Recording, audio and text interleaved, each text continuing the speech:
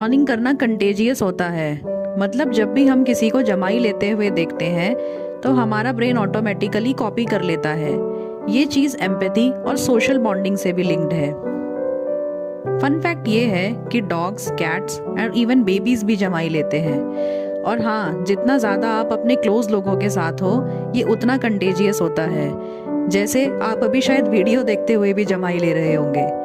तो next time जब भी आप यॉन करो तो याद रखना, आप लेजी नहीं, साइंटिफिकली ह्यूमन हो। Like, share, subscribe and stay tuned for more.